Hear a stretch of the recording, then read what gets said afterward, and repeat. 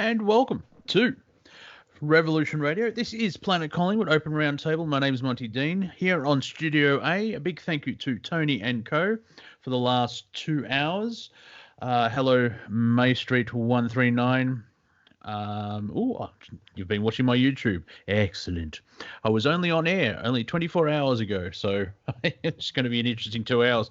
And then I walked to the kitchen and picked up a glass. And if you enjoyed the last 2 hours with Tony and Co., please go to the website and donate what you can so we can continue having Revolution Radio on air. Revolution Radio, I believe, is the longest running crowd-funded project on the internet. If not, it doesn't really matter. It's still 100% listener supported. So every donation helps out, and thank you for donating. Once you've donated what you can, so don't mortgage the house. You'll have to have somewhere to live. Pop into the merch store and buy a hat or a button, or that's like a badge for outside of the United States, because we're global and everything's labeled differently. Also t-shirts, onesies for the kids, and so on and so forth. And then pop into the chat room and hang out with like-minded, light-hearted, just liked people. Really, let's be fair. And you can listen to the show as well as have another conversation going on as well. Multitask. It's always fun. If you'd like to join us, yes, I already have a guest. That's the power I wield. If you'd like to join us here on Skype, just if you're on my list, just send me a message and I'll add you to the call. It is Monty_Dean, and I still think it is Freedom Screen. Just ring that and I should be able to add you to the call, but we'll see what happens, because I'm ignoring the Skype gods at the moment. They don't return my calls. Deities. I mean, really. I have been joined by Bruce MacDonald, our Canadian correspondent from the Middle Americas. How are you, Bruce? It's been less than a day. Anything exciting? 23 hours? Yeah, roughly about that, yeah. Your question was, has anything exciting happened? Yeah. There's the dogs are going crazy, and I asked my girlfriend, what's going on, and it's there's a bitch in heat, but I've never seen anything like it. There must be like 40 dogs. They come from 2 kilometers away, so unless you have a dog that you can't really let roam around like that, like a pit bull or a German Shepherd or a Rottweiler, all the saguadas will go toward the smell, and they get into fights. It's like, it's unbelievable. I mean, I've been up here a while, as you know, and I've never seen anything like this. I think dogs go into heat quite regularly, but this particular night, and it's off kind of away from the farms in a clearing in a field, and it's just behind a tree line, so I can't see anything. Plus, it's night. But you just hear like 40 dogs, and a fight breaks out, and this has been going on for like 3-4 hours, and all of them are just trying to get laid. And my dog's chained up, and he's going nuts. But you might hear it as the show goes on. I'll let you know. There you go. I've just thought of a business opportunity. I just need a couple of female dogs, and I can be a dog pimp. Also, the term dogging, it's not really stretching the imagination of like why that is called dogging. So, nature. What's all that about? Oh my God! It's when you're not trying to be funny that is actually like super funny. Like, I don't know if you were even trying there, but that's funny. Nature. What's that all about? Yeah, well, I've noticed if I do try to be funny, I bomb really hard, sort of like Samantha Bee bomb. And yes, I'm name dropping. Haha. However, if I'm in that sort of zone, the I don't care thing, and I know a joke will work, and I just let it out and see if it works. It's almost like snipers are about to take that shot, or Jedi or ninja, or it's that 0-point space, and then it just comes out. I'm learning that. The thing is, if I go in front of, because I haven't been on stage for a while. Oh, exactly. Dad, let me go. Dad, only 3 minutes. He's castrated too. Well, That's one sexy dog. Yeah, let me just mute out for a sec there. Yeah. So it is interesting to see that finding that 0 point. It seems to flow, and this is why I'm not a painter, or I can't sell shoes. I've decided to talk and try and make people laugh. So that's strangely enough, the unemployment office doesn't really care. It's like, I'm a comedian. That's nice. You're going to be customer service. Yay. Oh well. There you go. Good times. I watched a video by Max Egan. He did his a little report on the coronavirus. Sounds Mexican, but it's not. And from what he's saying, it looks like if it's leaning towards it was released, not an accident, because the hospital camps look like internment camps, and the Chinese government seems to be. Now, let's allegedly in the what if game. So who said it's this? It's like it just looks like it. I'm not sure 100%. However, it just looks like with the evidence that I've seen, the Chinese government is depopulating its populace, and I think they're leaning towards dissonance, or because that's never happened before. The lack of protesters in Hong Kong. So this could be one way of. Yeah, the worst form of crowd control you've ever seen. Yeah, and this is really at the crux of it, isn't it? When we think about it, is that we're never going to change them. Shaking your fist, getting up on a soapbox, and if you have a plan to live better, just go and do it. Just go and do it yourself. Stop talking about it. Just go and do it. It's really about getting busy right now. It's not about talking nonsense or, talking in platitudes or philosophically. We are so far past that now, it isn't funny. Basically, everything that we've predicted is going to happen on alternative radio is now beginning to happen. It's just, we've said it so many times. It's kind of like, the boy who cried wolf. Really this time? Really? Is it really happening this time? Yeah, it really is happening this time. And so, we're headed into something that is going to be extremely uncomfortable, depending on how well you're prepared for it and how plugged into the system you are. If you have a few million saved, you'll probably be able to ride it out, but you'll be broke or just about broke by the time it all levels off. Well, if I may, that's sorry to interrupt, but there's the variables, because if whatever the event is, and we should make up something that is so fantastical it would never happen. Say Trump turns out to be Jabba the Hutt or something, something ridiculous like that. If something massive event happens, how many people will lockstep into? Everyone does this. If you know what I mean. It's because there's too many. Well, apart from everyone listening from the alternative media, they instantly would go, "Oh yeah, okay." Even like the mainstream alternative, like Stephen Crowder or Ben Shapiro, those people, their listeners would know something's up, like impeachment. That's an example, where, you know what I mean. So I find it may be rough. However, I mentioned it yesterday, and I'm keeping the analogy. We're walking on a tightrope. We're not going to fall to our death. The tightrope's only like 6 inches off the ground, so you can step off at any point. However, we are trying to.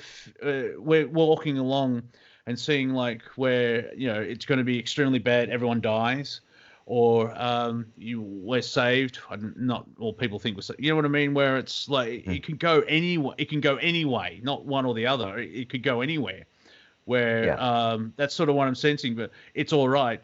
However, Bruce, as you know, you're trying to tell people that, where it's like, it will be all right. Yeah, but my house is on fire. Well, don't stand inside it then. Or, I know the analogy you use is we have to crawl across a football field of glass, and then at some point, hang on, I can float, and then you float up. You know what I mean? It's the variables. We don't know the variables. I'll stop there. Yeah. Um, yeah, I mean, I think some form of communal or independent living is the way to go, and I think that the best model out there is India. India probably only has about maybe 30% of its citizens plugged into the system, meaning earning wages and paying taxes and stuff like that. The other 70% live in a tribal village way, which is basically agrarian with very little money. The ashrams grow all their own food. If you've ever been to any kind of an ashram, and they have all kinds of ashrams in India, they even have Christian ashrams there. They grow all their own food, they have their own water supply, and they're completely self-sufficient. They do have money, people will make donations and stuff like that, but they don't worry about money. And when you look about when you think about models for going forward and how to live, you got to look at stuff realistically, and you got to ask yourself, well, how many of these models have worked in the past? Like, look at them. Look at the hippie commune. How many of them still exist? Zero. Like, none of them are functioning. The Western eco villages that are still functioning have always been spiritually centered. No drugs, no alcohol. Here we could use Findhorn in Scotland as an example. The Amish maintain the kind of live without money lifestyle. Why are we talking about this? We're talking about this because the money system is going to collapse, because they are going to collapse it. And we've been talking about this for a few years. Trump's been brought in to do this. He's crashing the system, despite the fact that he's getting up and bragging about the stock exchange and all that stuff. It's nonsense. He's been brought in to crash the system. And based on what I see going, sure. If I may, very quickly, the system that we have, where people say, "Oh, capitalism bad," we don't have capitalism. We have oligarchy, crony capitalism, and the money has been weaponized. And so, in a way, Trump getting rid of just this particular system where it controls everyone into debt slavery, that's a good thing. But if you just use, now this is not for anyone listening or whoever comes on, if you say it's going to be economic collapse and destroy the system, that doesn't mean we're going Mad Max in 2 weeks. Yeah, go ahead. Yeah, here's what to watch for as they peel the onion. There's absolutely a bail-in coming. So you want to have your money either in metals at your home or in crypto that they can't access. Okay? And I think one of the reasons that they created crypto was for people beyond a certain threshold to hide their money from a bail-in, right? So what is a bail-in? Let's revisit what a bail-in is. You want to go ahead, Monty? You know what it is, right? I'm talking too much. Yeah, it's basically the government, the banks, to cover their debts. Like when the crash in 2007, 2008, you had a bailout where the government gave money to the banks. A bail-in is the bank takes money out of everyone's account to keep their business afloat, and that's basically, it's where now that's just the debt currency, the debt note currency. If you've got gold and silver or crypto and you're out of that system, you still have a way of trading. That's why they call it trading hours. That's all it is. It's a better way of barter system, because everyone, like a dollar coin or a dollar note is worth $1, which I think is a unit of time originally. And that could be used anywhere. Like I've got a $5 Australian note that could be used anywhere in Australia, because that's legal tender and all. Let's not go down the rabbit hole of the central banks. However, if that system, the Rothschild system, collapses, a lot of people are still stuck in that system. This is what I think Bruce is alluding to, is by going into crypto and gold and silver and moving it away from that, you will fare better. Yeah. Now, we have a new guest. Do you want to, should I introduce the guest, or do you want to do a bit of a spiel and then I'll bring him in? No, say hello to HiJacker, everybody. Thank you. HiJacker, how are you? Pretty good. How am I coming through? Very good. Very clean. You, Yes. you were accused of being a fearmonger, hijacker. How do you respond? Uh, That's what I think that's what they I'll said. take that. That's his quote. That's what they said about you in the round table before this one. Oh, is that? I didn't even hear it. Is that right? Well, at least 7 people heard it. Um, yeah, yeah. How do you? Who was on the earlier round table? It's the why not round table. Oh, why not? Yeah. Well, he likes to see things on the bright side. There's people like that. Yeah, My yeah, wife's like that. yeah, yeah.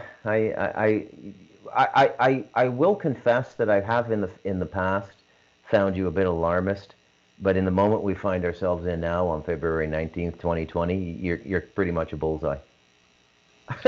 Well, now we can No, see it.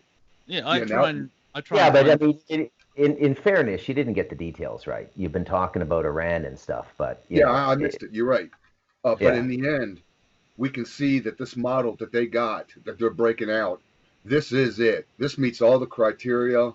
It meets what they need to do with the money, going digital. Um, I mean, you name it.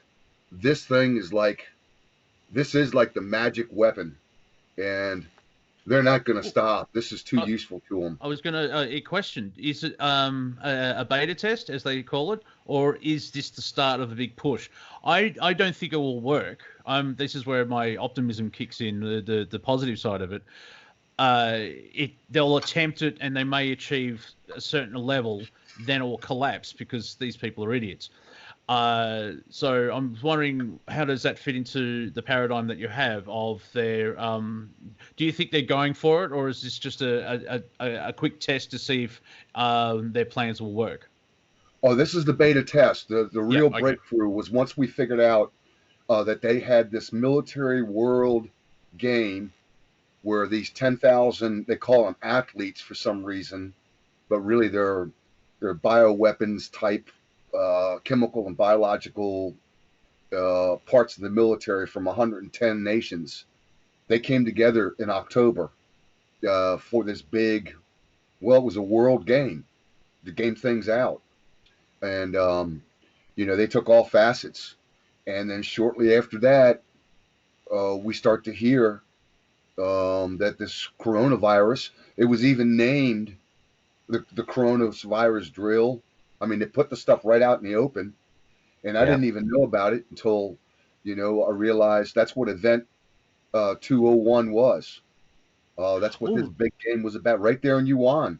it was a drill So, first, oh yeah, because that is classic New World Order.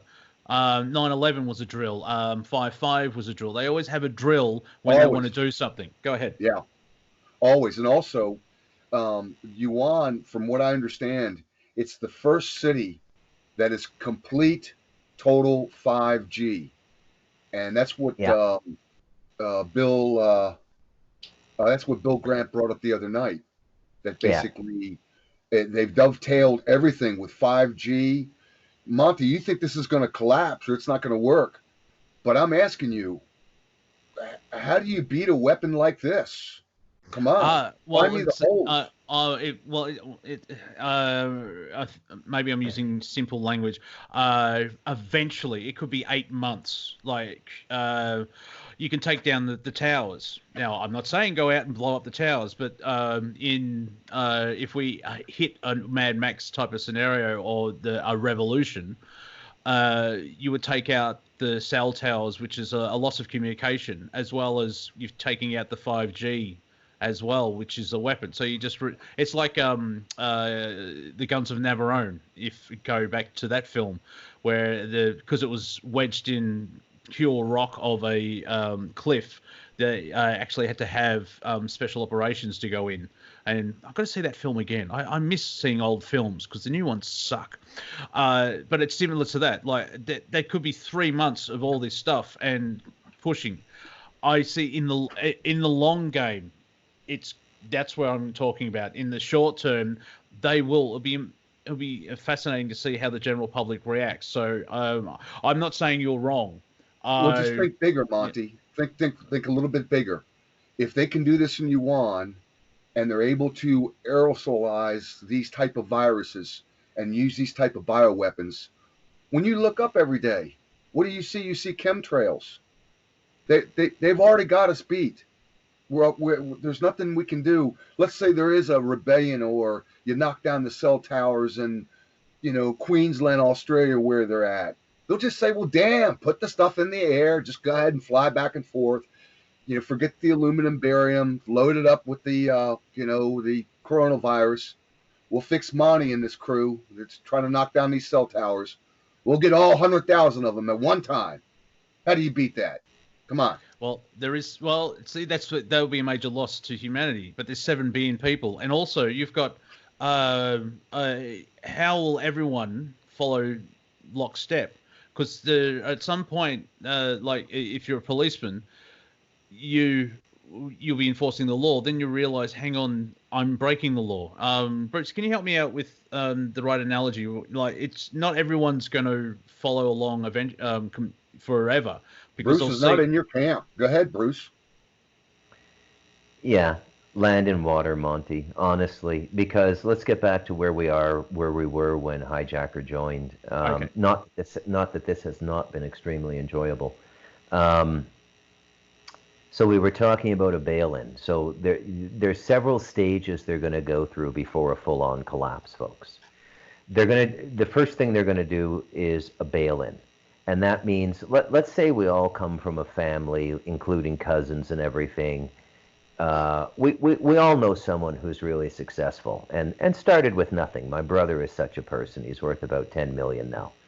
And he didn't get lucky on any investments. It's just 2 decades of 70-hour weeks, frugal spending, and heavy investing. And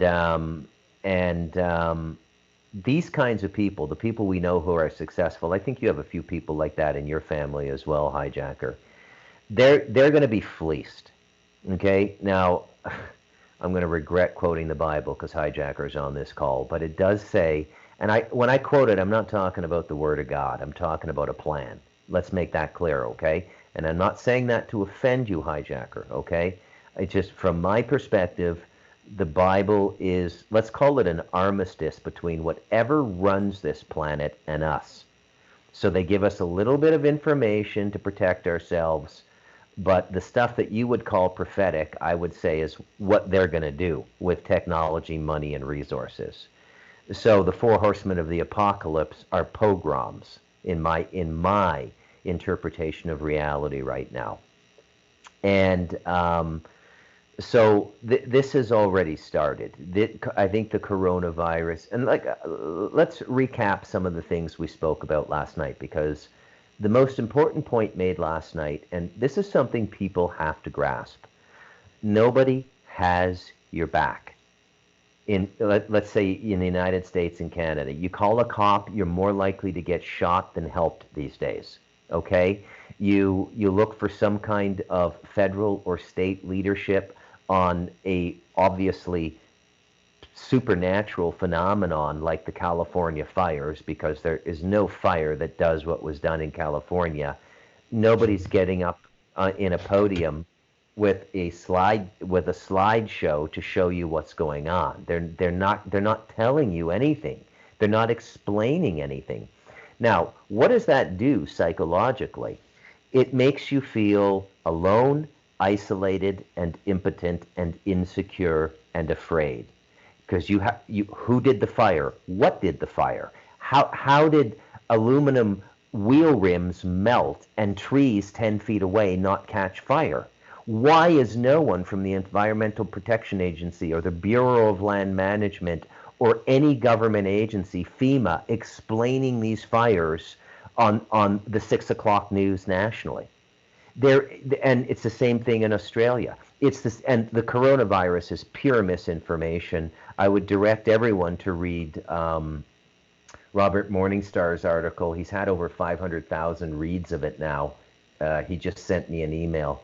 It's at ufospotlight.wordpress.com, and then find it from there. And so what we're in now, as Winston Churchill said, the first casualty of war is the truth. So there's no more truth. Get your head around that, okay? Nobody's explaining anything to us, and all of this horrible stuff is happening. The riots in Paris, our media isn't even covering it anymore. Jeffrey Epstein is a 3-week news cycle. It's gone. It's gone. The largest, Ghislaine Maxwell is living in Israel. Everybody knows it now. I've read it in 5 different articles that are credible. There's no extradition process going on. What is this saying to everybody? There's no law and order. Okay? What does that do to everyone in this call? We can handle that information. We've been at this place for a decade or longer. Everybody's just catching up with us. Okay? But for about 80% of the population, that fear is going to produce erratic behavior. And we're seeing it more and more and more, aren't we? The random shootings. Not all of these are psyops and false flags. I mean, there really aren't. There'll be genuine events, as well as I'm talking to a friend today, and the media is just pumping pure fear with the coronavirus, where apparently very quickly there's a new way of detecting it, where they x-ray the lungs because there's differences of the way that the thing works. And they just said there's 60,000 new cases. But they forgot to point out we caught it early, so they'll be all right because they'll be treated. They didn't put that bit at the end. They're just pumping out the pure fear. Someone who doesn't pump out the fear is the Viking. Are you there, sir? Hey. I'm here, guys. Doing well. Thank you. All right. I just wanted to get him in while we've got a moment of silence there, if that's the right way of saying it. It is true, though, because that's where I'm trying to, I don't see, when I go out in my bubble, I guess that's one way of saying it, like going to shops and everything else like that, life seems to be going on. However, how many people, the general public aren't watching TV that much anymore. YouTube channels are getting the same level as the 6 o'clock nightly news type thing. There's still the mainstream news that has that controlling element. And like, if you mention Jeffrey Epstein now, it's sort of like, oh, that breaks the narrative, and you get condemned. It's like, oh, well, no, that's conspiracy theory, even though in people's subconscious they know something is extremely wrong, because simple facts don't make up the story that they want. Yeah. So this is, and what I'm doing tonight is not fear porn, it's reality. Anybody listening to me carefully, I'm not making any predictions. I'm literally documenting what's actually going on around us, and what has been going on around us for the last year or so, okay? There is a complete absence of governance. And what this does when it goes on long enough is it produces a kind of reckless anarchy in people, especially people who've been conditioned by highly organized societies. And the societies that work off of statutes and acts, basically British and Spanish common law, are highly ordered societies. You know, isn't it amazing that they have no resources to explain to us how the California fires came about, but they still have all the money they need to hire bicycle cops to give you a ticket for jaywalking? You know, so they're still collecting more money than ever. I mean, Trudeau's going into hyperdrive. He's deliberately trying to crash the Canadian economy now. It's getting to the point now where the Canadian mainstream media sounds like Revolution Radio. I'm not joking. National Post, the Calgary Herald, especially the Alberta-based newspapers, the oil province, they sound like Revolution Radio now, and they're mainstream. Okay? Mm-hmm. So we're on a precipice here, and we're going into a great turning. And I think when we come out of it, it's going to be beautiful. I think this better society everybody talks about, it is going to come. Like, it is going to come. But what we're talking about, or at least what I'm talking about tonight, is how to get there and how to experience if you're 55 or younger. You know, how are you going to be a part of this? How are you going to get through the next 5 or 7 or 10 years? Because they are going to be very, very rough. I don't agree with Bill. Bill Grant that nuclear weapons are going to be. They don't need nuclear weapons. Well, look at how effective this virus is. Why would they destroy infrastructure? Oh, that's a beautiful building. Let's release a virus and keep the building. They have perfected the art of killing human beings without killing anything else. That's one of the things about the coronavirus is it doesn't infect any animals. Yeah, and you just reminded me as well. Some part I saw it on Russia Today, so I think it's maybe I think it was Harvard and certain top tier universities. They want to call old age a disease, and if you're over 55, and so, are they trying to get rid of people that were alive when life was almost good type thing? So the younger people's like, wait, you didn't have to be inside by 6 p.m. at night, like that total Orwell type of thing. If you have memories of the past where it used to, you didn't have to be like this. I used to have a T-shirt that was blue. Blue, that's an awesome color. You know what I mean? It's but I don't see that idea going through because there's too many people who are like, no, that's stupid. Especially if we're living up to 120. You're dead on, Monty. My parents have told me the same thing about the Canadian medical system in Ottawa. They said over 80, the doctors hardly have any time for you. It's kind of just go out to pasture and die. The euthanasia laws are so comprehensive in Canada now. You could go in at the age of 75 with a hangnail and not come out alive. I'm not joking. I mean, no. So now, Viking, I'm waiting for you to speak. I mean, I'm stepping all over your ascension narrative here. Immortality in the bodies we're occupying now. I'll be very forthright with you. I don't agree with that. I think it's just a new age version of a Christian delusion. So what do you say to that? If I can be HiJacker for a moment.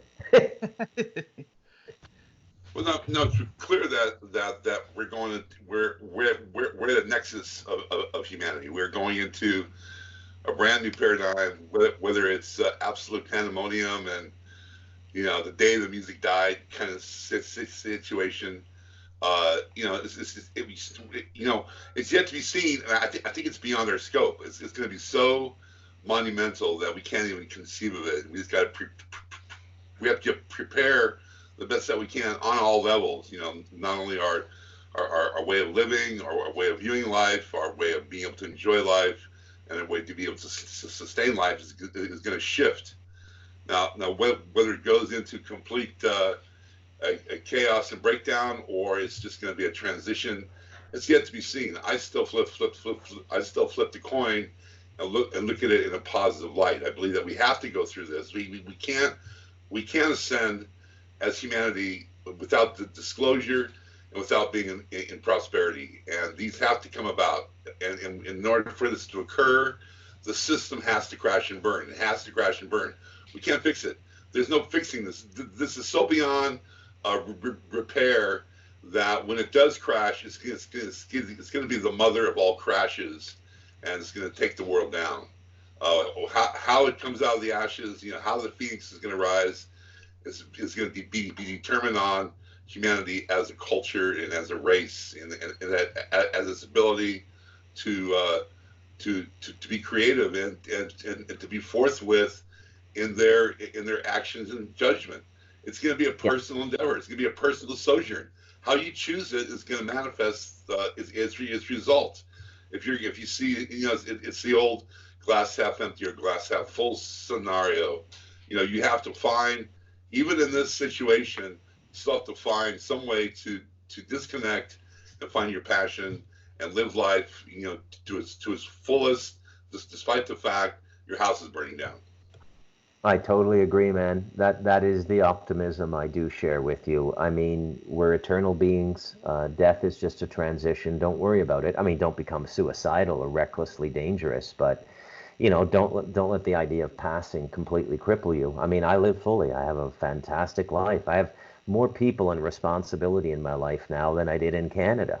And it's a wonderful thing to be alive. I'm still making plans. I'm still planting crops. I'm still tending my garden. I'm still working on books. Life is beautiful. I mean, these roundtables are about talking to the general public. Now, about the system collapse, realize one thing. There's not anything out of place here. This was planned the moment they put the Federal Reserve in. And if you think I'm exaggerating, everybody knows. I mean, at the level of thought and information that the rulers have, they know that a fiat system only goes for 40 years. And it was supposed to crash around 2012. But they weren't ready with a few other things. That's why it's dragged on a bit. And why do I say 2012? Because the 40-year clock starts in 72 when Nixon took us off the gold standard. And I say us because the whole world followed immediately because America was the leader. So this is a timed collapse. The Twin Towers are a visual cue, actually. Okay, I mean, that's right out of the tarot deck. Let's collapse two towers falling in. What are they? They're the World Trade Center. World trade is going to collapse. People overcomplicate this stuff.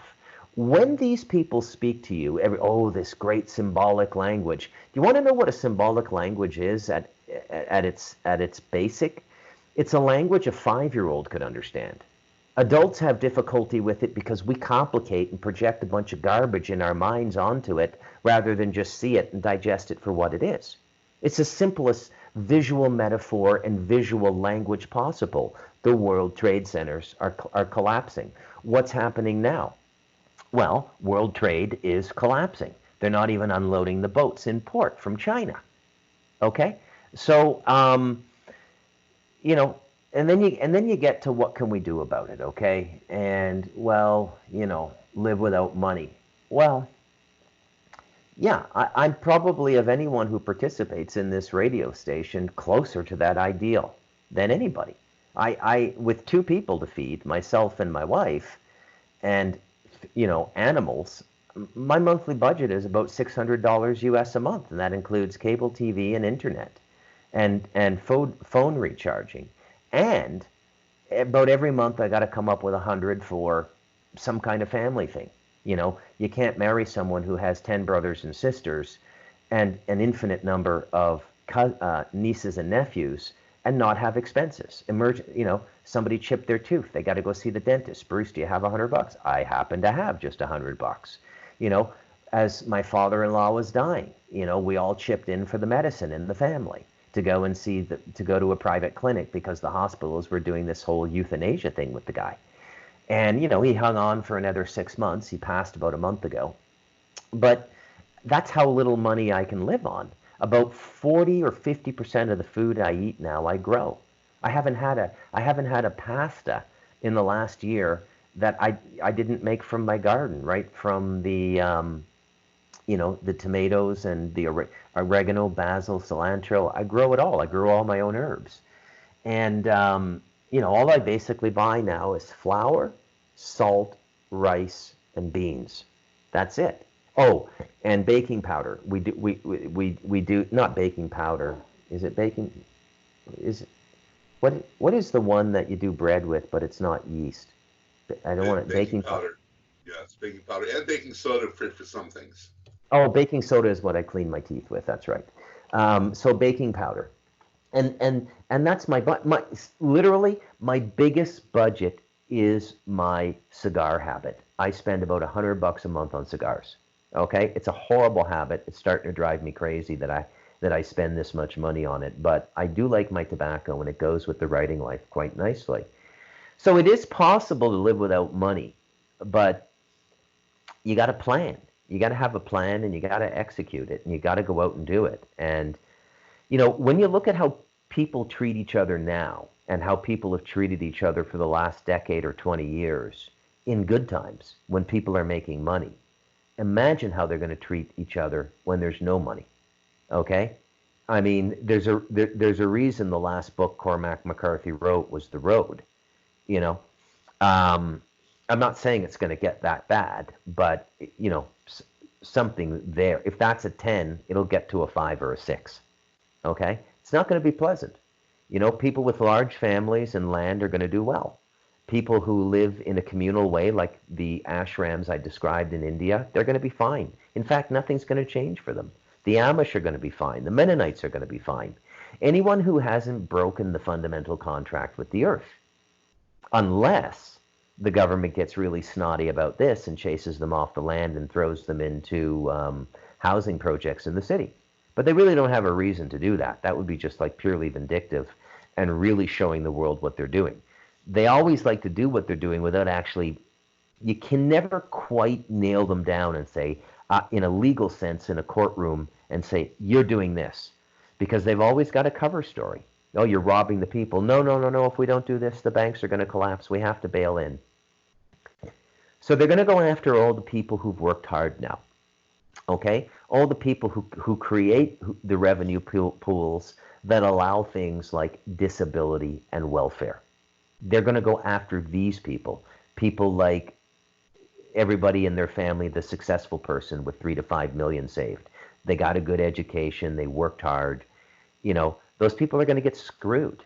Absolutely and utterly screwed. It's going to be quite sad to see because they've worked hard and they deserve what they have, right? And then when that's gone and they've done the bail-in and that's not going to work, then the real collapse is going to come. And how they handle that, I don't know. We might have to go to food distribution at local community gymnasiums and stuff like that. We're currently in a bail-in. I mean, the Federal Reserve daily does the QE. I think they're up to $250 billion in overnight lending in a 7-day process. They have overnight, 7-day, and 2-week, and they're doing the bail-in now. You know, it's been happening since October, and it's not working. So what happens is that as far as 2008 goes, as far as 1929, as far as the crash back during the Great Depression, we're way beyond those indicators. We are so far beyond those indicators, it's ridiculous. They keep on changing the rules and modifying their rules to accommodate their shortfalls and their toxic derivatives. There is no liquidity in the world. The banks are into it for about $4 quadrillion in toxic derivatives. They are ready to implode. I mean, I'm surprised they haven't imploded at this point. But what they're doing is they started this overnight bail-in, and I'm not sure what they're going to pull up their sleeve next, but it's not working. You've got the entire auto industry. You got the housing market. You got, Pier 1 just filed for bankruptcy, shut down 400 stores. This is not just Pier 1, but we're talking about in the last 24 months. You have, close to 30 major retailers. Malls are collapsing. Everything is collapsing. Everything is collapsing as we speak. But still, life goes on, and we're jumping from Valentine's Day to Easter to 4th of July to Thanksgiving. This is a repetitive syndrome to keep us in status quo, blinded by what's really occurring here. Because Germany. This virus is shutting down all the manufacturing chain. As you spoke, the harbors of China look like parking lots with hundreds of freighters just stuck in non-transit. This is gonna develop in the next 6 to 8 weeks as being a global market shutdown. It's not, and it's worldwide. I mean, every country. Except for some reason, Bangladesh is doing well as an emerging market. It's really weird how these little isolated emerging markets are still surviving because they've been mainly autonomous. They've been working within their own structure, trying to improve themselves rather than exploit everybody around them. So there's nothing positive that can be attributed at this point in how world trade is occurring. We are in debt. The average American has about $200 in their bank account, but owes about $6,000 on their credit card. It's not a pretty sight here. It's so dire that it's as I said, we are threading a needle here with our survival, and again, what you're pointing out here is just being consciously aware of it is rare. Most Americans here think everything's fine, and they go to Trump rallies and they hear about the GDP and they hear about jobs and whatnot, but they're not hearing about the jobs that are being terminated from these factories shutting down, these store chains shutting down, the lack of the lack of just gross materials, just gross product is starting to actually shut down and implode. It's I mean, yeah, I mean, I'm the same with Bruce. I've got a farm. I did over 1,000 jars canning. I've got chickens. I'm getting a cow. You know, and I basically just hunker down. I live my life on this land. As I said, like Monty, when I go out into the real world, I put a bubble around me because I can't deal with the facade of humanity. It's just absolutely just. I mean, it's just mind blowing, heartless, and I just cannot deal with the average American when I leave my threshold of my property. I usually have that once a week of like, I'm not going out there. It's all people-y and stuff. I'm not. Can I ask a very simple question? Because I'm not the brightest, sharpest tool in the box. Because I'm starting a business in this economic times. Who's a genius? Yeah. But my thing is, let's follow the money. Is it just the everyone owes everyone money and it's just going to collapse because of there's too much fake debt out there, or is there someone or some entity that is benefiting from this collapse? Because if I'm just trying to work out, like, if you follow the money, or it's just everyone owes a lot to everybody else and there's no way of stopping, like debt forgiveness. Okay. Like if one bank, or can you sort of guess where I'm going for? Because I'm trying to. Yep. It's very hard to. Okay, go ahead. Yeah, the situation is salvageable. It could be repaired if they wanted to repair it, but they don't. This has all been done by design, and it goes. Yeah. This plan is over 100 years old, since the beginning of the Federal Reserve, basically since Albert Pike passed. Okay, Albert Pike died in 1892. We've been on the Pike agenda ever since then, and it's all just going off like boom. Now, there's in terms of shock and awe, there's one of two things they're going to try and do. It's either going to be a fake alien invasion, or it's going to be the Antichrist in the biblical narrative. Okay, it's going to be one of those two things. But that comes after everything else, and there will be a depleted human population at that point. So why are they doing this, is what I heard you fundamentally asking. Because they're not stupid, Monty. They do understand that there is such a thing as a causal universal force, and there are consequences to actions. So rather than murder us all, they're going to do what they've always done. They're going to get us to kill each other. That's what they're trying to do. Yeah. I wish I could say that in a sunnier way, but I just don't want to put a cherry on top of it. I can see that with the Australian. Give me a sec, and then HiJacker, please step in after. I can see it with Australia, with the bushfires. Everyone's minds jump to, global warming. And if you follow that to the end, they want like Agenda 2030, and it's the whole Marxist smart thing, and 50% of your paycheck goes to fighting climate change, everything else like that. The premise of what I'm trying to say is somehow they've made the general public ask for their enslavement. Go ahead, HiJacker. Okay, yeah. So, give me just give me a minute or so for this, because this is, now that we can see this coronavirus, we can see what the method is. You know, I had to go back to my Bible because there's a scripture I didn't understand, and so I actually looked it up. And so these are 3 or 4 scriptures in the book of Revelation. It's part of the exciting part of the book of Revelation. So it's not like, thus saith the Lord, I'm going to give you a scripture. All right. This is the 4 horsemen, and it's all really condensed. I didn't realize it was all so close. But so we were talking about the money collapsing. We're talking about, anarchy, things breaking down. And so here it is. And it's only like 7, 8 verses. It's actually very condensed. I didn't realize it.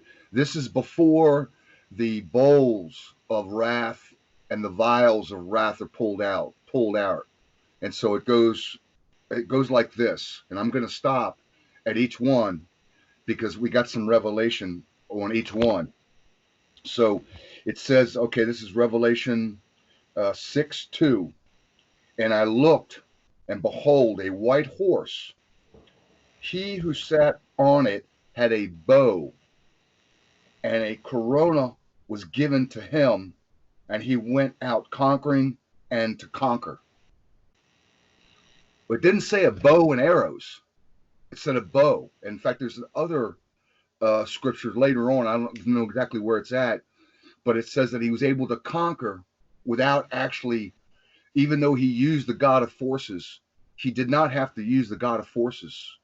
So is this white horse actually talking about using the coronal virus to actually bring this conquering? I mean, think about it. Think about it if Donald Trump showed up to, the president of Nigeria, and he goes, look, this is what I want you to do in your country. This is how things are going to go, and this is what you're going to do. And the Nigerian president says, well, I'm not doing that. And then President Trump would say, well, no, you got to do it. You don't understand. And then the president of Nigeria would say, what, are you going to send your special forces? You don't think I got special forces? I'm not scared of you. And all President Trump's got to say, well, I mean, I really don't want to release a virus and wipe out your whole country. I think you need to do what I'm talking about, or everybody around you is going to start coughing. I mean, did not he just conquer that country without firing a shot? What do you think that Nigerian president's going to do? He's going to say, my God, the guy's talking about spraying us with bioweapons. There's no defense against that. Anyways, that's the one. That's the white horse. But then if you actually take a look, and if the white horse is the corona virus or something like it, then it goes to the second horse, which is, and number 3, he opened the second seal, and I heard a second living creature say, come and see. Verse 4, another horse, fiery red, went out, period. And it was granted to the one who sat on it to take peace from the earth, and that people should kill one another. Very strange that people should kill one another.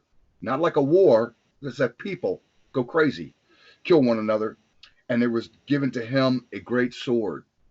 So let's just say if they did use this coronavirus, and the second horse is fiery red, how long is it going to take, Bruce MacDonald's theory, where there's no law, there's nobody minding the store, there's no answers for any of this, complete lawlessness. We see people like Hillary Clinton just walk away with multi-crimes. Nothing happens to her. We see Andrew McCabe, he can openly lie. Nothing happens to him. And so how long is it going to take for the population to realize, wait a minute, between this virus and no law, this is like anarchy. And that's where the fiery horse comes in, that basically takes peace from the earth, that people should kill one another. You're talking the road types of deal. Everybody knows this is it. You got the virus, or we're all going to be dead soon. But then it goes to the third horse. Oh, if I may interject, sorry. Now it goes into the money. Go ahead. Because the only reason I'm interrupting is because we're coming up to the break, and I think it's before. So we'll go to the break, and then we'll get you to do halfway through the horses, ladies and gentlemen. We'll get you to do come back and only 4 more scriptures. Yeah. So it's going to be I think the black horse, and then it's going to be the pale horse. Yep. Well, yeah. Only because there's a break coming up. That's the only reason I've interjected. So I'm just talking for a little bit, and the music should start. I can't hear it, of course, and we have to wait 30 seconds. Anyway, you're listening to Revolution Radio, freedomslips.com, revolution.radio. This is Planet Collingwood Open Round Table. I'm Monty Dean. He's Bruce. He's HiJacker. He's the Viking. And dear listener, you're awesome.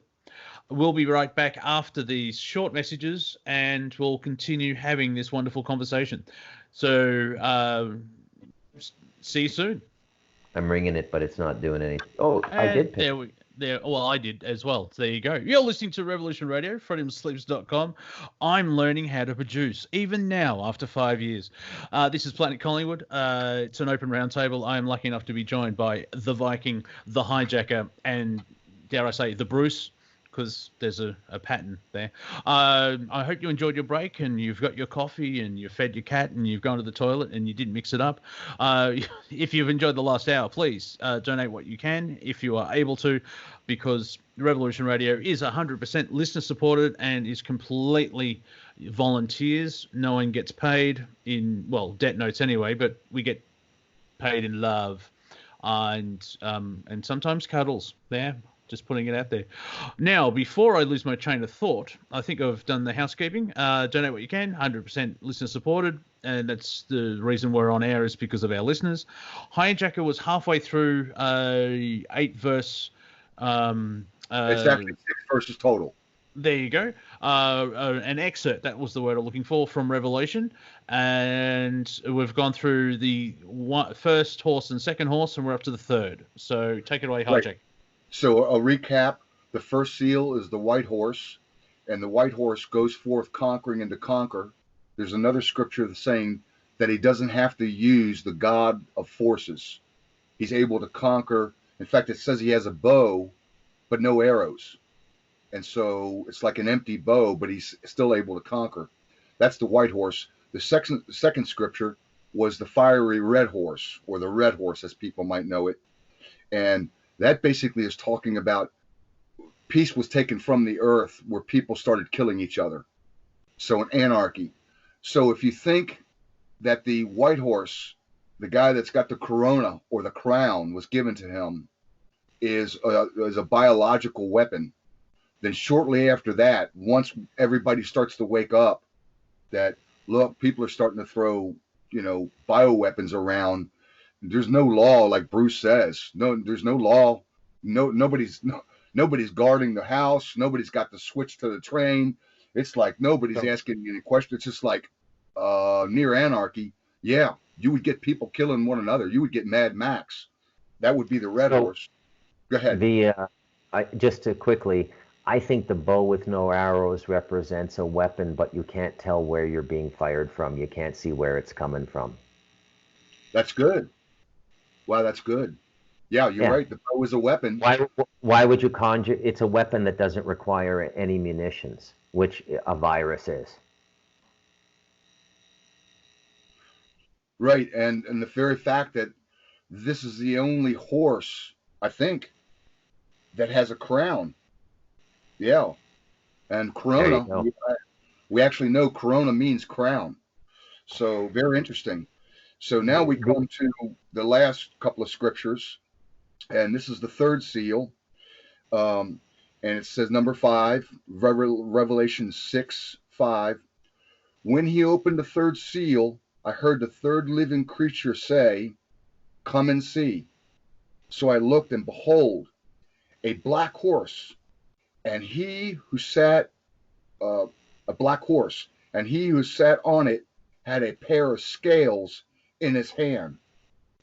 And I heard a voice in the midst of the 4 living creatures saying, "A quart of wheat for a denarius, and 3 quarts of barley for a denarius, and do not harm the oil or the wine." Well, for people who know about Christian eschatology, almost universally it's agreed that the black horse with the scales basically being and he had a pair of scales in his hand, and then it talks about how much money it takes. Basically, people have broke it down that you have to work all day long in order to get the food that you need to live for another day. That's basically, anyways, everybody agrees. This scripture is talking about economic collapse. Other words, the black horse. So, and it also, that would work great. You got the coronavirus, you got the anarchy. What are you going to have right after anarchy? You're going to have an economic collapse. It makes perfect sense. Think about it. Go ahead, Bruce. I lost it. It was in response to what you were saying. It kind of slipped my mind there. It'll come back to you. Because like I just had a thought with the anarchy. It is a perfect time for the government to step in and do the martial law thing. I remember. Yeah, go ahead. That's the fourth seal. Very good, Monty. It says also in Revelation that in this time we're in, the end times, end of a cycle, not the end of humanity.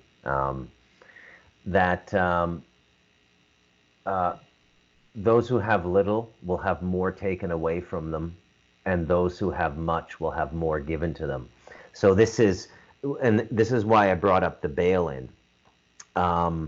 So the people who've worked hard in the system, who've started outside these bloodlines, who've just been very good workers, went to university right after high school, graduated at 22, maybe in their late 20s or early 30s in night school, got a master's degree or some designation like chartered financial analyst, saving all their lives, living correctly, no bad habits. And people like this will generally, by the time they're in their middle 50s, have anywhere between $5 and $10 million saved. If they've invested wisely, even at 5 or 7% over 20 years, you could easily have that much money, right? They're the ones who are going to have what little they have taken away from them. The people who are going to be given more it's the cutoff line, I'd say, is about $500 million, 500 million, maybe even $1 billion. Okay? And, you can see now that as we say these things out loud, that they're not so much acts of God as they are acts of men fulfilling this scripture, because these things the way they structured the society and the way they structured the monetary system, all of the money is funneling into a few hands. Okay? Although I'm anti-communist, I'm not beyond saying that there are profound problems with capitalism, basically because it's not being regulated properly. And again, that's being done deliberately. And that's another aspect of this demoralization campaign. Yeah, there's no law, there's no order. What are you going to do about it? Is basically what it comes down to. And so these are the times we're living. Yeah, are they forcing that situation? Why Bernie comes across as a crazy Jewish man, but it's like, okay, you tax everyone if you earn more than $29,000 a year. I'm like, well, hang on a minute, that's a very low number, and they order out of chaos using that. Theory is they want chaos so that he can step in and say, I'll save you, we have to do this, where see, all the banks didn't work, so we need one bank, and the religions are fighting against each other, so we'll have one religion, and to stop wars between countries, we'll have one government. And it's instead of happening naturally, it's being pushed and forced and manipulated to end up where this small group of people want to happen, where we don't, we could still come together as one without all the death, if you can see what I'm saying. Right now we can't really do it because there is a small group of people manipulating the whole humanity, where they, like the Chinese minister speech that you from 2004, where they said we need to keep control over everybody and do all this stuff. They're still trying to control everyone, and this is where the pushback will be is, unless they kill everybody, there's going to be people standing up and going, well, hang on, no. That's sort of where my optimism comes from, because there'll be initial infighting, then they'll realize, well, hang on, no, it's these people. Even if there's a small group of people that survive whatever happens on the surface, and when these rich idiots come out of their DUMBs, the deep underground military bases, I'll be at least telling everybody what happened, and so they'll wait around the gates, and they won't be able to leave. It's this simple. If you want people to vote for the guy who's promising free skin balm, burn them. And then they'll want that balm for their skin. It's literally that simple. Human beings are very easy to control. And the more autonomy you take away from human beings, the easier they are to control. In the last 130 years, we've given up everything. We've given up home remedies, which in many instances are proving more effective at maintaining health than the American Medical Association and its ancillaries in Canada, Australia, and elsewhere. We don't grow our placebo. food. The supply chain is so tight on the grocery stores now. Food shortages could happen in 48 hours. They're probably going to start happening. You know, what were they saying in the round table before this? There's abundance sufficient to grow double what the population of the world needs now. Yeah, that's true. Show me a social prospectus of how we go from this point to that point where we control the land and can produce that food without you getting killed, and then I'll jump on your wagon. You know, people don't realize, or they pretend they don't realize, that this world is run by absolute violence. At the end of the day, it's violence. They just, if you get too smart, they kill you, you know, or they burn you out. They do whatever, right? I mean, it's just unless you're willing to get down to that level, you can't beat these people. As Viking always says, we have been put into this environment to experience the sociopathic principle and to digest it spiritually. And I agree with Viking on that. I do not believe in an imperfect God, and I do not believe in an imperfect creation. And therefore, everything that's happening is normal, accepted. There's one other aspect here. I'm not sure where it occurs in Revelation, but it's the horn of Gabriel shall awaken the dead. You know, this is very profound in my eyes, because I think the dead is the sleeping humanity, the humanity that's caught in this matrix, this 3D conundrum of subjugation and slavery, that believes that what they're being told is true, and they're basically, you know, they're grist for the mill. You know, that they have no sovereignty. They're absolutely absorbed in the consequences of daily life.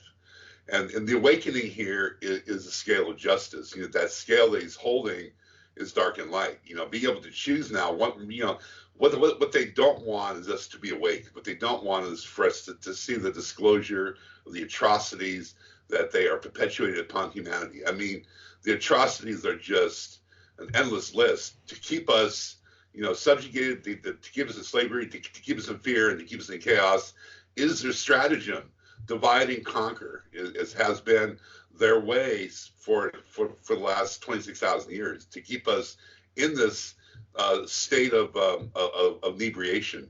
So what's happening here is that I believe, you know, as I said before 3 weeks ago, on the true first day of spring, that the scales are tipping in our favor. I think more people are waking up, and they're starting to understand that they've been duped, that they're being told lies, and they're being kept in chaos.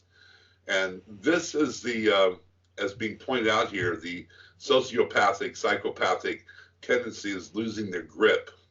And mankind or humanity, as we know it, is starting to at least you know, protest against this existence. And it's a matter of time. I think the next 7 years.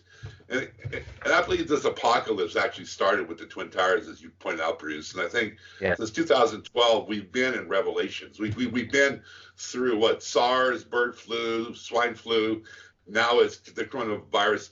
They've tried it 4 times now, and I don't think they're going to have the success that they want with the coronavirus. I believe it's going to keep us maybe inebriated for another 3 to 5 months. But the ultimate, and I have to disagree with the point that you said that this can't be fixed.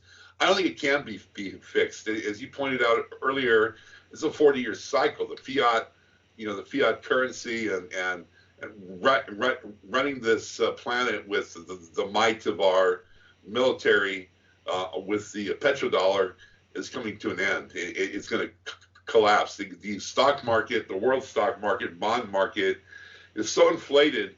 The only people that are keeping it alive are the central banks and the companies themselves doing their stock buybacks. It's so inflated that what's going to happen here is there's going to be a pump and dump, where you said earlier, the people that have money are going to lose it, and the people that have the money are going to gain it through a pump and dump of the stock market crashing about 40% in a matter of 3 days.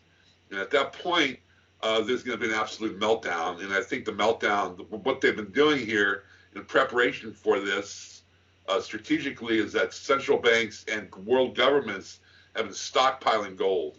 And they've been stockpiling it at record amounts. People are just out there. I mean, not people, but institutions and governments are stockpiling it beyond anything that's happened in history. I mean, there's been more gold bought the last 3 months than in the history of gold buying. Knowing that when this comes to, when this does crash, it does burn, the old system has the fiat currency and the debt collateral and the toxic derivatives has to be redefined and renegotiated. There has to be a clean slate at some point, and going back to gold as an asset-backed currency. How this happens, how it's going to transform, I think there will be civil unrest and martial law, and it's going to be a transit. We're going into a transit. It's going to be a transition. It's not going to be a world state that we're going to be in this perpetual maelstrom of suffering, but there will be a period of time where there's going to be this transit, and we are in the end times. We are absolutely in the end times, which means life as we know it will come to an end, and we'll have to then recreate. And I think because more people are awake, there's going to be more of a push to. I think humanity wants to survive, and it wants to prosper, and it wants disclosure. That's all it wants. It wants to be benevolent, be able to engage in society, and and manifest their passion and love for life. And this is the intrinsic value of humanity, and I believe it will find a course of action. Well, two comments. Let me just jump in before I finish our late night Goyen talk, Bible study, 8 verses about the 4 horsemen. Just 2 comments. Bruce is right about the bail-ins. So I happen to have a couple of sons that, Bruce laid out a scenario. They went to college, they're getting their masters, they live frugal, they don't do drugs, that type of thing. And yeah, you can easily see by the time they're 50 years old, yeah, they're going to be worth, not even with investing, just living right and having good jobs, $5-10 million. Those are the threats, folks. It's going to be, at first we thought it was the billionaires that were going to devour the millionaires. Now we know it's the trillionaires that are going to devour the billionaires. And so Bruce is right. Anybody that's got 5, 10, 50 million, maybe even 100 million, they're going to devour those people in a bail-in. They are the threat. The homeless guy outside of Los Angeles in a tent, worrying about where he's going to get a pack of cigarettes and a Colt 45. That is no threat to these people. It's the people that live life right for 20, 30 years, that got a bank account with, $5, $10, $20 million in it. They're not going to let that go. They're going to take that. And in fact, that's what the person with the scales, that is the actual, the black horse who's got the scales. Well, who's got the scales? It's the Federal Reserve. They can decide what your money's worth. They decide it. I mean, they got the scales. So let me just finish this real quick. The last horse, and to recap, we got the white horse who's got a bow with no arrows, but he's got a corona. He's got a crown on his head, and he goes forth to conquer and to conquer. This could be the virus. So if there are going to go bioweapons, that is their last weapon, then the next horse is red, and basically people kill each other. So you're talking anarchy. So, I mean, you can easily see, we all know there's no law. It's Katie bar the door. Whatever, if you can grab it, it's yours. And then there's a virus going around that would create the anarchy. That's the second horse. The third horse, of course, is the economic one, the scales. You got to work all day long to buy enough bread to live for the next day. And then finally, the last 2 scriptures of the 4 horsemen, and let me read it. And okay, this is the 4th seal. And when he opened the 4th seal, I heard the voice of the 4th living creature say, "Come and see."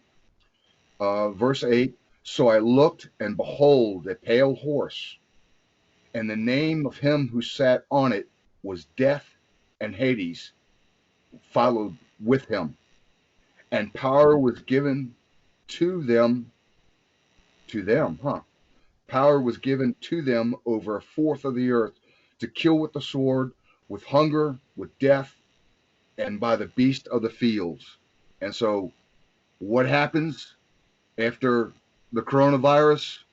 You get the anarchy, the lawlessness, you get the economic collapse. That's the black horse, and then the pale horse. What is the pale horse? It sounds like friggin' anarchy, hunger, death, and Hades.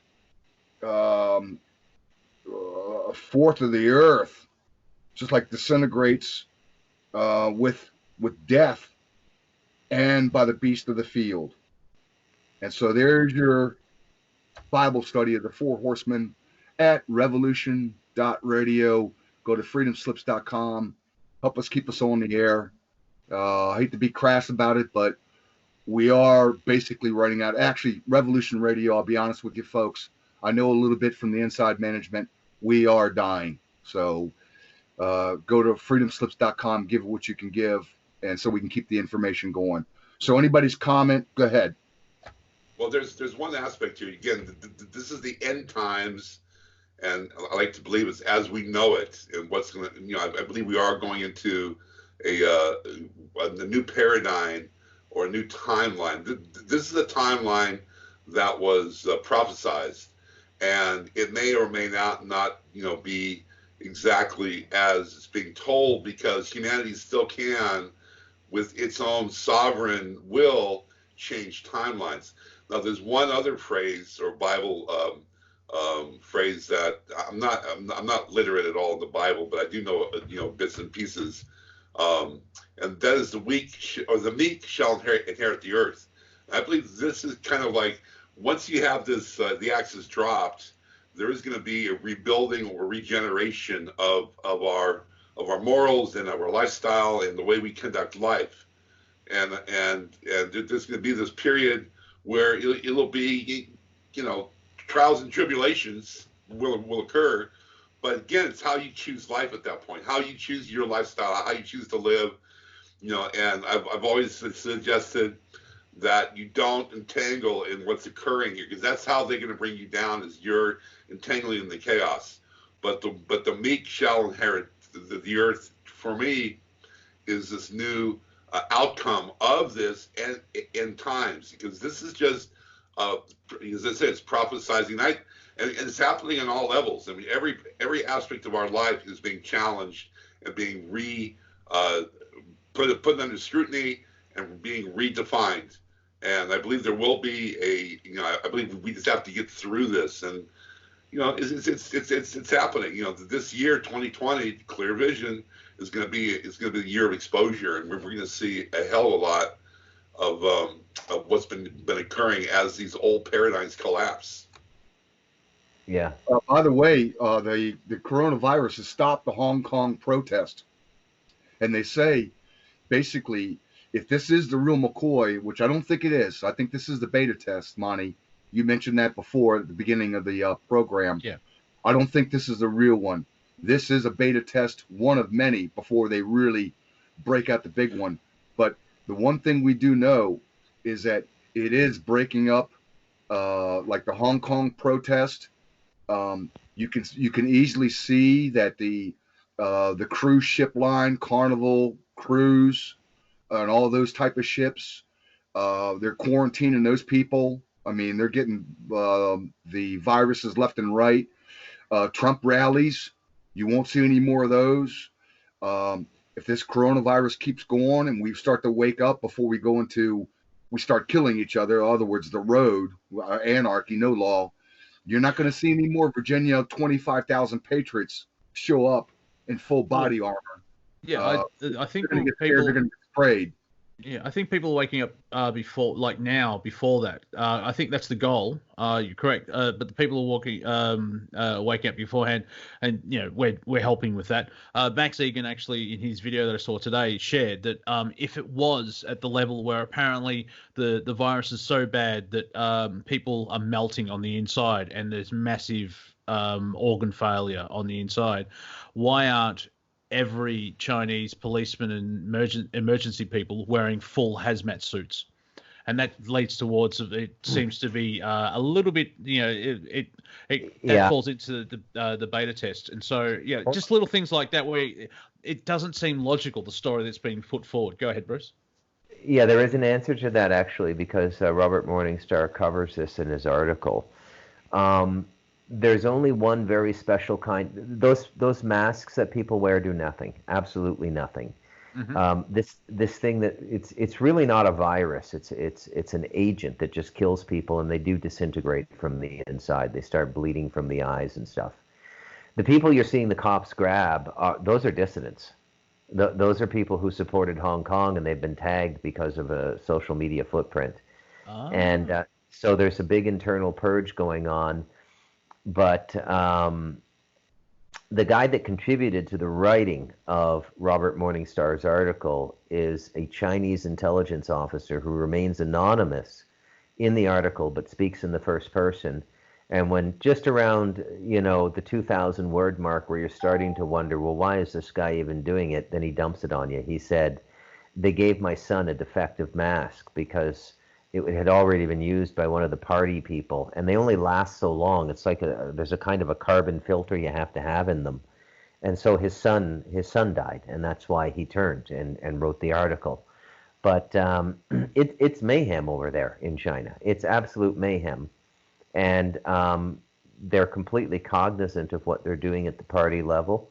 And the Chinese are behind this. They're not being attacked. They're doing, if the agent was given by Canada or the United States, then they accepted it willingly, and it was released. It's not an accident. A level 4 lab does not accidentally disperse an agent. It's intentional.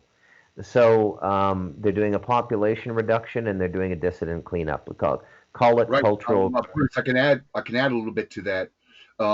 So here's a number that everybody needs to think about. 440 million. Think about that number. 440 million out of a population of 1.3 or 1.4 billion people are people that are basically turning 60 plus.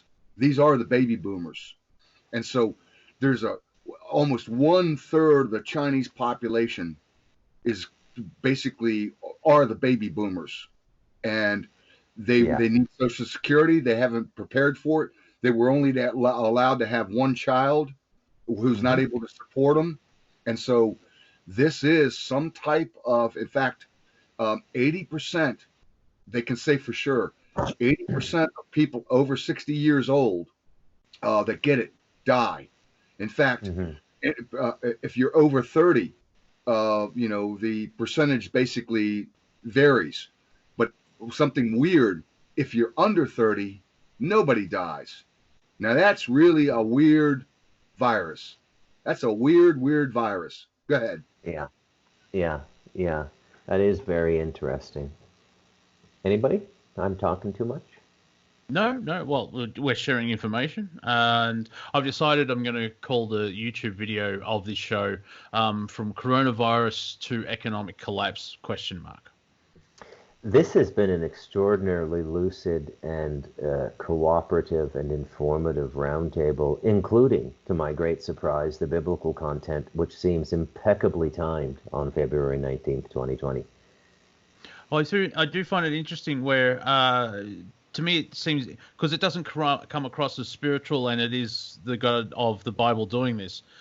It's some people have taken the Bible and gone, let's write a script to this so we can try and get the Jewish and the Christians on board, because look, it is the end times. I think someone knows all this is going to happen per se, not 100%. On Tuesday, Bruce will say this, and then Monty will react and say this. Not that level. They just know the energy, or like the end of the Kali Yuga, or if we go into the woo-woo, someone was has the memory of, say, 26,000 years ago when something similar may have happened, and now they're manipulating it to try, well, actually, maybe try again to try and keep control over humanity, because even 13,000 years ago, where you had the Ice Age, there's been a mind wipe.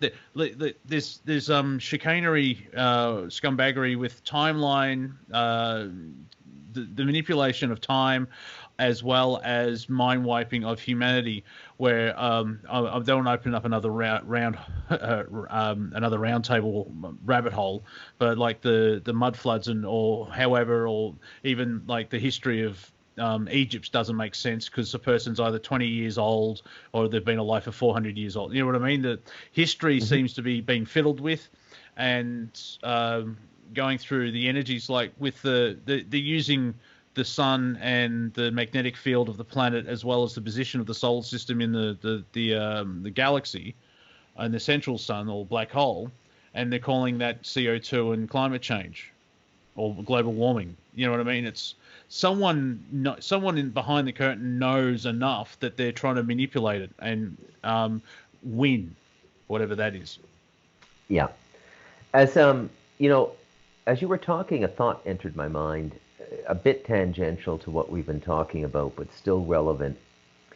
As we go through this, realize that part of this ritualistic process we're going through, and this is ritualistic because the governing entities on this planet, whatever they might be, and we all have a name for them, but we all agree that it's the Sesame Street thing. One of these things is not like the other. Part of the ritual is to get you bitter and to give, if you do happen to die in these times, and they do happen to kill you, especially if you're super aware, and you're super aware if you're listening to Rev Radio. I know this is going to sound weird, but don't be bitter and forgive them right away, because this game is the game they're playing is bigger than just your physical life. They want to trap souls in a certain region to continue using your energy incarnationally. So whatever happens, it happens, right? Just accept it as the will of God, will of the universe, will of the Creator. I like God. I'm not afraid of the God word. And move on and have a good afterlife or in between life. But don't be bitter, and I know this is going to sound weird, but you cannot stop loving. Even your antagonist, even the people who are trying to kill you, even the ritualists, you cannot stop loving them, or they win. Because at its root, this is a spiritual battle. And their game is to take you out of your love center. Well, it's very true. There's a saying: if it doesn't kill you, it'll make you stronger. We have to go through this. This is part of developing an antigen to this dark and absolutely the atrocities of the sociopathic, psychopathic mind. Is us finding our own sovereignty and our own self-mastery in this complete wretched environment. We have to, again, test ourselves to even do greater work. You have even greater faith, greater belief structure that we can survive and we can actually mold a new future into what is known as the Golden Age. I really believe the Golden Age is happening. As you pointed out, there's the Kali Yuga. There's also the Maya tradition, Quetzalcoatl. They all show that this is the end times. We are absolutely in this precipice. We are there. We are. This is not a curtain call. We are on stage, and we are in the playing field. We are making our negotiations. It's best to define yourself in this mess in some form of glory, in some sort of attribute of your true will and divinity. This is going to give us even a greater strength. It'll give us a greater will. It'll give us a greater dimension. Let them do their worst, because they'll force us to do our best. And this is going to cause an even greater ascension and a greater awakening for humanity. Yeah. The great example of surviving all Inquisition is Christ. Forgive them, Father, they know not what they do. I mean, that's the correct way. That is, I don't believe he's, the savior as Christians do, but he's an incredible spiritual teacher and lesson. That's the way. Forgive them, Father, they know not what they do. Right? Well, if you look at Christ, I like to look at Jesus as a prophet who channeled Christ's consciousness. Christ's consciousness is his divine will and divine grace and divine order. So we look at Christ's consciousness. The premise is forgiveness, as you're saying, forgive them, they don't know what they do. Because everybody on this planet is suffering some form of cocktail PTSD through their karmic encumbrances, and they're trying to negotiate life of their needs and wants of addiction and their vindication of the ego. This is what we have been rendered as society. But to let go and to back up into your own sovereignty with non-judgment, and then surrendering this entanglement. So see, forgiveness, non-judgment, and surrendering the entanglement of this matrix, I believe, is Christ consciousness. Yeah, I do as well. I do as well. Also, there's an element of defense in that as well, because I've mentioned this type of idea to people. Actually, I think it was someone asked me, love is the answer, and someone asked, but what if someone is punching you in the face? And this made Rectify laugh, so this is why I remember it as well. And my response was, I would love him to stop punching me in the face. It's just, that's I'm using love there. And so it's like, respect everybody, love everybody, respect everything, do no harm. However, do not take any crap. And I think that's where, because Christ didn't take any crap. He went into, from the story anyway, he went into the church on a Sunday with the money changers and went ballistic. You turned my father's house into a den of thieves and all that type of thing. And so even Gandhi was not against. He was against gun control, because I think the quote is, if someone is raping your wife, you should stop it. You know what I mean? It's through love that you can defend yourself. It's not attack, but there is defense that is part of. Go ahead. You may be able to explain it a bit better. It's a state of mind, a state of being here. It's like you have to choose wisely. You can't be under the thralls of a preconditioned notion of this rhetoric or the spin cycle of life. You have to back away and choose wisely. Then your course of action will be of a conscious value. People that are caught up in this programming, this false holographic organic AI of this malicious behavior are the ones that are going to be prone to dissidence.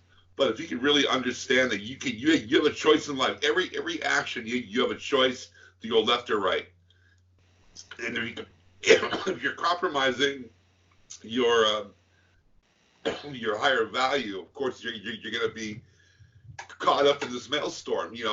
The person that's punched you in the face, how did you get in that situation?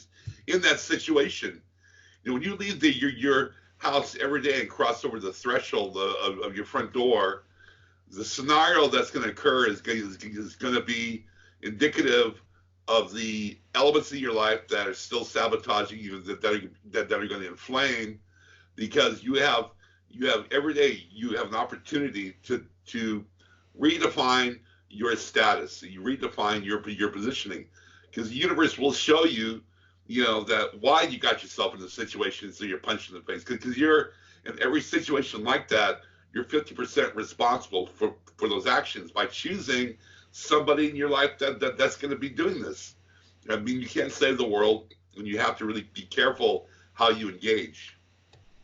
Yeah, I've been having fun of. I learnt this from watching What the Bleep Do We Know? There was a professor of quantum mechanics, where when you wake up and you sort of come out of that dream state and you enter your body, or you phase into your physical being, just lie there and sort of plan out your day and go, okay, I'm going to do, like Robert Downey Jr. said, what is your action? anything is possible, but you still need an action like, I'm going to have a cup of tea, I'm going to go to the toilet, I'll have a shower, and then I'll check my emails. And then I have to go to the supermarket and buy food. That's enough of sort of planning the day.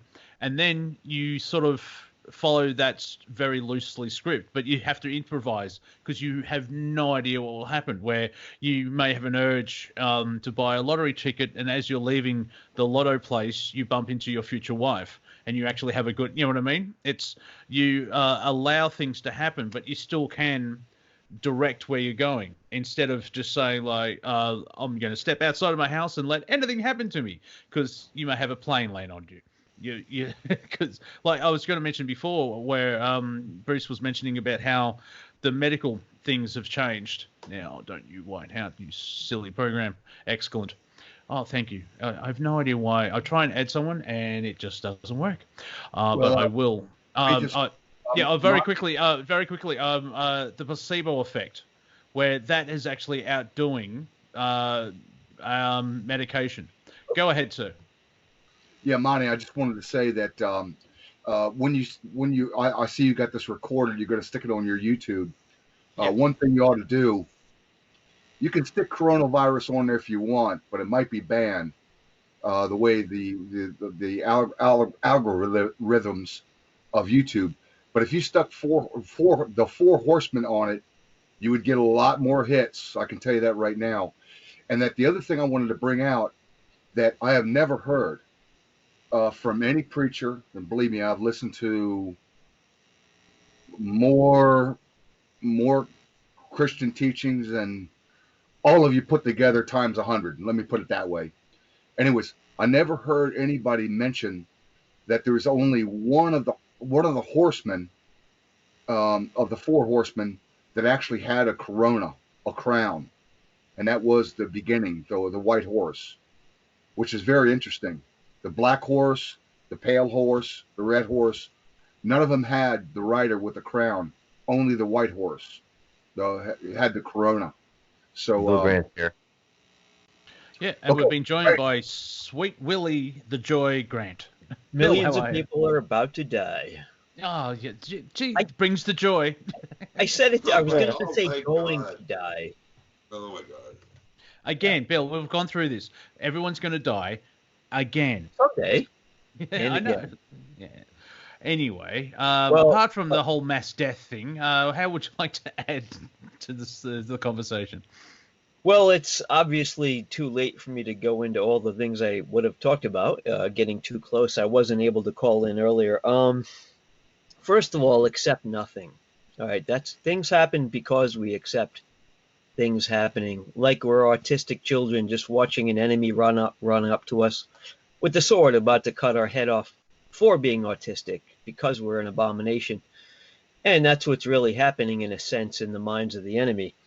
And as long as you accept it, and as long as you keep coming up with excuses for the enemy and reasons why it's good and okay to accept, then it will keep happening until you stand up and block the sword with a sword and equally match it. That would be part of the lesson, though. Right. I had a car accident. Oh, well, it's not all well. There's a reason for it happening. And so I work through that and then move forward. Go ahead. Yeah. Well, besides that, people are hooked on to the concept of what can't happen. And I always say it happens because you keep saying that couldn't happen. Well, everybody's pretty much now caught up to most of what, like you guys been saying, most of what we've been saying is coming, has happened or has begun to happen. Now, the reason for any kind of planning for the bioweapon attack program, basically the 12 monkey program, for, lack of better wording, like me and Jacker say, is because they already decided on three things. Well, first of all, they knew they can't have the Democrats get in. It's not going to happen. It can't happen. They all know it, okay? And Trump may be in on the whole thing anyway. So, besides that, they already know they have to collapse the stock market. They've already decided. It's already run its course, and they've decided. The secret's up, the jig is up. It's going to collapse. End of story. 100%. Period. Now wait a minute, Bill. Not with this new weapon, this virus that wipes out the pension funds. 15 just in the United States alone, 15 trillion in pension funds. Well, hold on. I'm kind of getting to that. That is the purpose for the pandemic. See, this is what I'm getting at. They decided the only way they can win, at least the Democratic lefty side believe or have been told the only way they can win to get over one on Trump, who may be one of them secretly anyway, basically is this. They can't assassinate him. They can't beat him. And, he's in a way saving and hurting the economy in odd ways. No one's getting arrested, but they're almost getting arrested. It comes down to this. They have to go through with the pandemic, and that means they already decided they are going to collapse the market. And the only reason they've decided to collapse the market is to have a nuclear war. They've already decided on nuclear war. I've always been told they built them to be used, and the recent ones are ultrasonic and they're first strike weapons. Okay, now they're going to need an excuse to strike, and in times of famine and riots are certain. They're 100% certain to happen. Now that has to do with the horses and stuff you just talked about. No matter who wins or loses, there will be riots. The psychological warfare game through the movies and TV is already absolute. The seeds are in their head. You cannot get them out on time. It cannot be reversed on time. Everything is going to collapse. People will submit. They will make that attempt to take all the weapons. There will be a revolution, and they will whack you with full spectrum warfare. We're dealing with absolutists. We're dealing with religious zealots. We're not dealing with wealthy, elite, greedy people. We're dealing with people who have an end times origination. They originated. Their source stem root is the end world concept, and they want it to end. They want everyone to be destroyed, and then they're the only ones left, and then they ascend. End of story. That's the purpose for the creation of the planet, and then it gets taken away and everyone dies. That's like the chosen ones are the only ones to be chosen to be in the end times after everyone else is dead. That's it. It's just them. The scales have to do with courts and money, and they want to rule with the world courts. So in other words, again, what I'm getting at is they would not have made this test run if they didn't make an absolute decision that they are going to hit everyone with bioweapons and eventually everything they've got. And they wouldn't have made those choices if they didn't know the next two weren't coming. Not the first one is not limited. They would not have made that decision unless they already knew it's going through to nuclear war. And no one can wrap that over their heads. No one can get out of the heads that these are sadomasochist, ultra-zealot, religious, like whack jobs. They don't care about death, not about any amount of death. And planets are just temporary. A nest that a bird makes is only there just to raise the chicks until they're gone. And that's it. It falls out and rots. That's the Earth, okay? That's what you're not letting get through your head. You're relying on the masters, the ancients, and our karma. The books were not written for you. They were only written for the insiders. They were written for the Jews.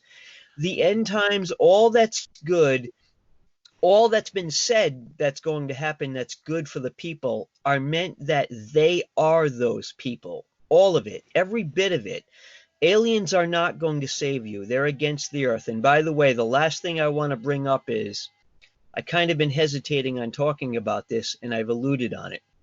I've been shown around the universe. I've been shown other planets. I've been invited there. And one of the reasons I've been invited to other planets is because they see this as a wash. Basically, if I can't succeed here or if it goes as expected, I mean, I can leave anytime. I can leave my body, go through the door, and go to these planets I already know. I don't know where they are, Some seem to be like the Palladians, actually, and but they're humans, very like us, and I think it's actually an invitation to many of you out there. For those who are not stuck in ancient religions and know that there are other planets and other races, know you can leave. I've seen big enough doors as symbolic gestures showing that mass amounts of people are invited to go to this world. It's one of them seems to be a world in Are you trying to pick a fight with me? I mean, we stay away from that subject. I mean, come on. I mean, it's new for me to talk about like so directly. Okay, I've been like one in particular I've been shown a lot is a world that's very rocky, has purple and green rocks, mostly brown rocks, but the problem with deeply personal input to a roundtable is it kills conversation, Bill. Yeah, but I'm just warning you. I'm telling you the reason, another reason why I'm telling you. Show me the curvature on the Earth. Show me any curvature on the Earth. You want us to just listen to you for the rest of the roundtable because I'm pretty much finished. I'm telling you. We have 7 minutes to go, and also I'm going to throw a curveball. Not a curveball, but this is where I come from. The four of us, we're not horsemen. I respect horses. They're huge. There is four, isn't it? 1, 2, 3, 5, maybe. Yeah. All of us on the round table, we all have our own personal perspectives and belief systems. And from my perspective is that whatever's happening, we're going to have our personal one where Bruce, what he sees will happen, what Viking sees will happen, what HiJacker sees, it will happen, what Bill's, and it's all going to happen at the same time. Now, I'm probably I'm stretching the the quantum mechanics with that one, but that's where I come from, where like everyone's personal thing is possible. Can't prove it.